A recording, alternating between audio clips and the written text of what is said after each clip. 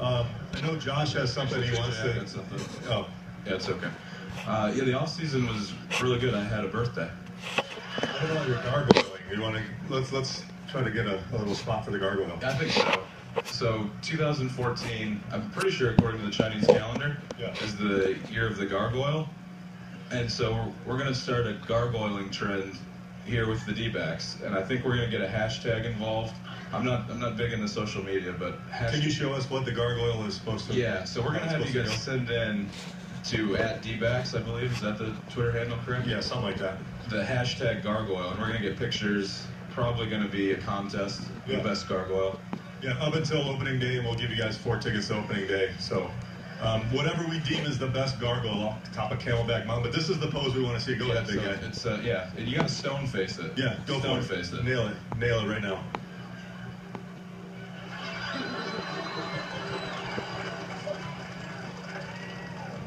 So the contest is officially open. Yes. Start sending your entries. With you guys, I just wanted to start with last year. It's a new year, but last year you guys played so many innings as a team, and I know that affected the bullpen. Is that just, when you think about that, and I don't know if it affected your offseason and all, but like when you think about that, particularly Josh, I know you threw a ton, and Brad, I mean, in retrospect, what was that like? It was tough, especially. I think I can take this one. We did play a lot of extra inning games, but I think as a bullpen we really adapted what we had to do. Guys knew that they would have to throw multiple days in a row and did everything they could to prepare to be ready. I mean, you're not going to be 100% of yourself every time out, but everyone did everything they could to be as good as possible each day when they called down and needed us. Brad, last year, he started out middle guy, 7th inning, all-star break, he wound up becoming closer. Going into this year, you don't know what you're going to be again. Is there any transition as to what role you do, or are you comfortable with whatever they throw you out there at? I like to think I'm comfortable with whatever, question. Actually, if I could take this one, Brad. He was unbelievable when he came in the closing spot. Obviously, he's been really good to come in and get double plays, but it really became, the final nail in the coffin, and every time we put him out there, it was fun to watch, and that's the versatility of this bullpen. Guys threw a variety of roles. We had multiple guys close, multiple guys set up, multiple guys throw multiple innings. Alrighty. So, Josh, how's JJ feeling right now? I have the inside track to that. JJ and I have been throwing partners for the last week and a half, and he's looking real good. I mean, real good. Thanks, Josh. David, we haven't heard from you yet. We haven't heard from anyone yet, actually. Brad was able to say 2 words, actually. It was an up and down year for you. What are you looking forward to this season? Getting more people out. Yeah. No, it was just had an off season to reflect, and you just realize things aren't going to go your way all the time, and just get prepared. That's all you can really do is be prepared to go out there day in and day out and just compete. Well, we could start, if people have some questions out in the audience, we could start with questions out there. I think Mike's already out there, and he already found somebody with a question. We all have our heroes and role models. And when I grow up, I want to be just like J.J. Putz.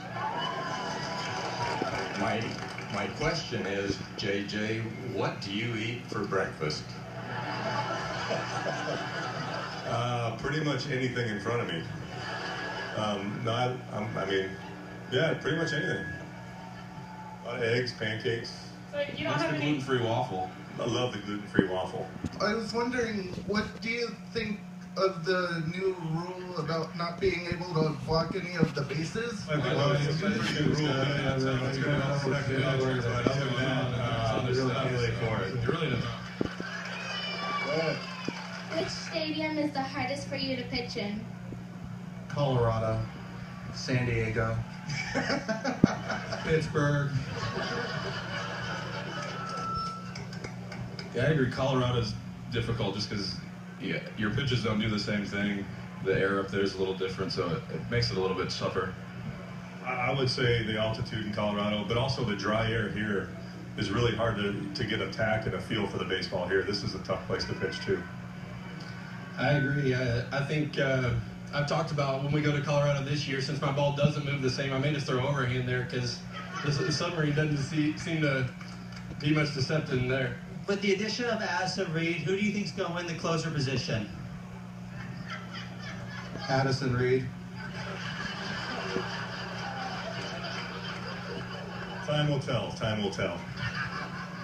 My question is, what music do you listen to before the game?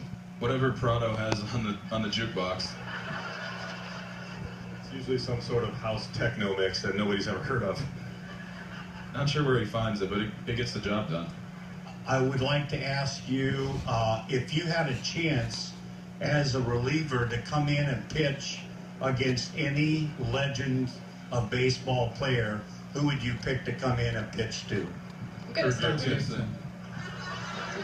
Thanks to David Hernandez, Josh Colementor, JJ Putz, and Brad Ziegler for stopping by. Thanks, guys.